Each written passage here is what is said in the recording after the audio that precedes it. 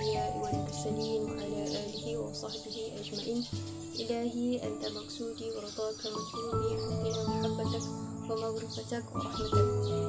Yang dihormati YDP BKBJM, Barisan Eksekutif dan Hewi dan seluruh ahli-ahli BKBJM dirahmati Allah Subhanahu Wa Taala. Alhamdulillah, segala puji bagi Allah atas segala pensyariatan dan juga nikmat yang telah ditetapkan, yang telah diberikan kepada hamba-hambanya agar sentiasa mendekatkan diri kepada Allah. Dan Alhamdulillah, pada bulan ini kita telah masuk pada bulan yang sangat mulia, pada bulan yang sangat berkat. Allah hadirkan bulan ini kerana bulan ini Allah telah gabungkan dua ibadat yang sangat agung, iaitu ibadat kurban dan juga ibadat haji.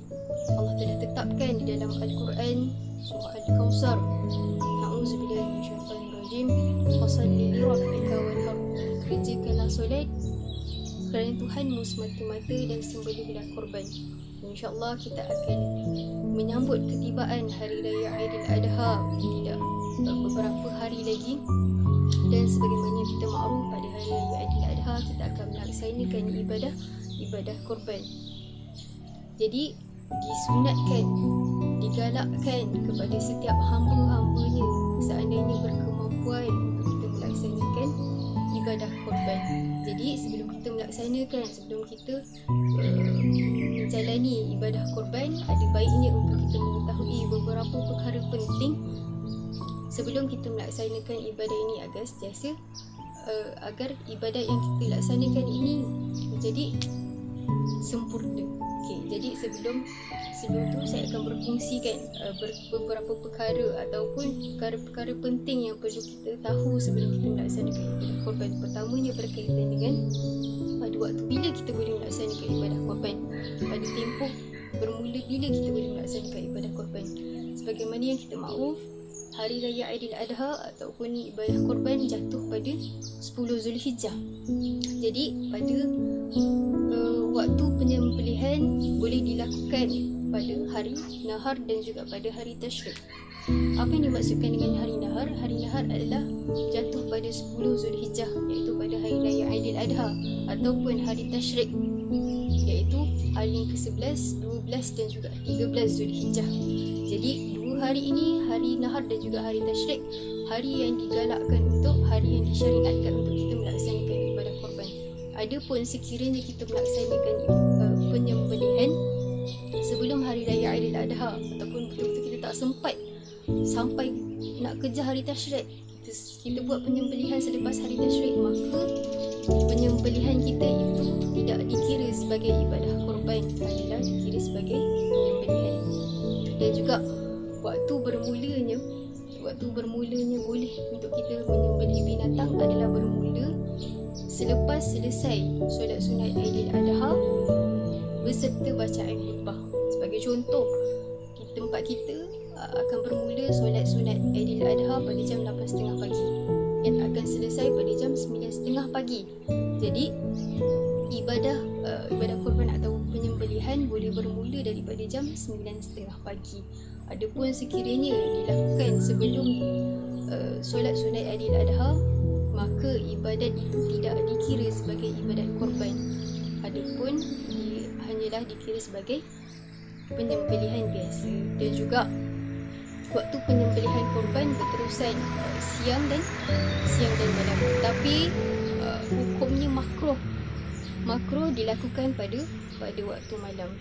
Okey, itu adalah berkaitan dengan tempoh, waktu dan masa boleh untuk kita melaksanakan ibadah kurban.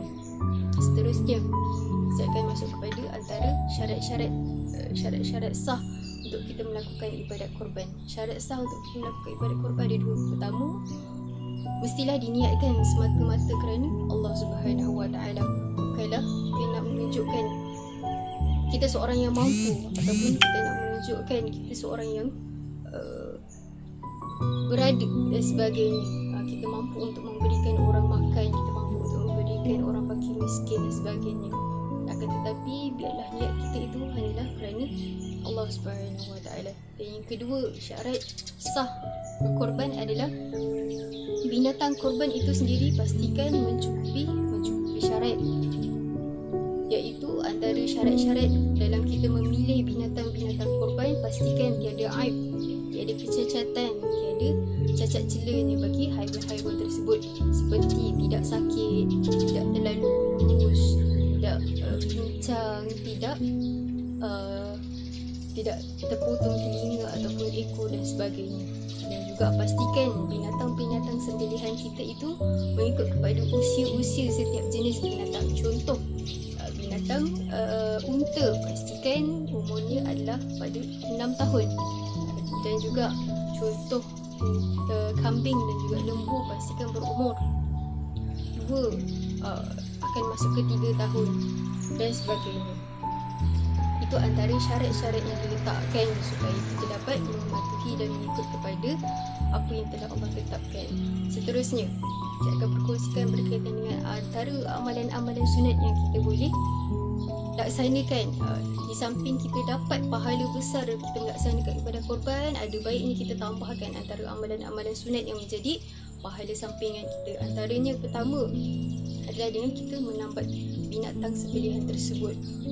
Sebelum kita melaksanakan ibadah korban, kita telah siap-siap menambat binatang tersebut. Bukan pada waktu kita nak berkorban, waktu tu juga kita mencari binatang, kita bekerja-kerja dengan binatang dan sebagainya. Yang kedua, kita memberikan makan kepada haiwan sembelihan, dan pastikan makanan yang kita beri itu bukanlah antara makanan-makanan yang syubhah, seperti kita membiarkan haiwan sembelihan kita makan di kebun orang, makan rumput di kebun orang ataupun di tempat-tempat orang lain. Seterusnya, antara amalan sunat kita boleh ambil adalah membaca bismillah dan selawat ke atas Nabi. Seterusnya, pastikan penyembelih dan juga binatang korban itu sendiri menghadap ke arah kiblat.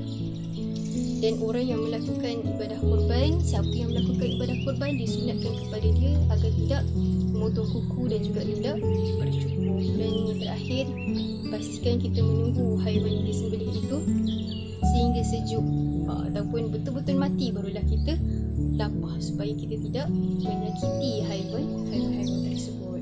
Okey, seterusnya, setelah kita selesai melaksanakan ibadah korban, setelah kita berlapar dan sebagainya, cara macam mana kita nak mengagihkan daging korban ni sendiri. Okay.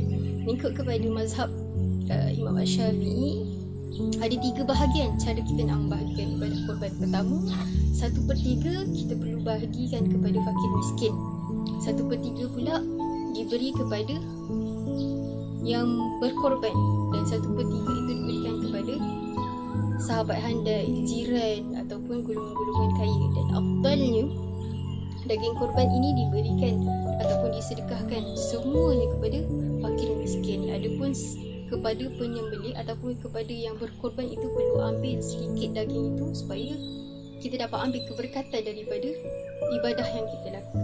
InsyaAllah cukup sekadar ini dahulu sedikit perkongsian saya, dan diharapkan perkongsian ini dapat membantu semua dalam mengendalikan dan dalam kita melaksanakan ibadah korban. Sesungguhnya setiap korban yang dilakukan kerana ibadah itu pasti akan ada hikmahnya. Dan akhir kalam daripada saya, belajarlah dari Ibrahim yang rela mengorbankan anaknya, dan jadilah ikhlas seperti Ismail yang menerima kehendak daripada Allah Subhanahu Wa Taala. Sesungguhnya pengorbanan dan keikhlasan itu menjadi satu intipati di sebalik makna Aidil Adha itu sendiri. Kebaikan, seluruh kebaikan dan kekurangan saya rafakkan kepada Allah Subhanahu Wa Taala. Wabillahi taufiq wal hidayah. Wassalamualaikum warahmatullahi wabarakatuh.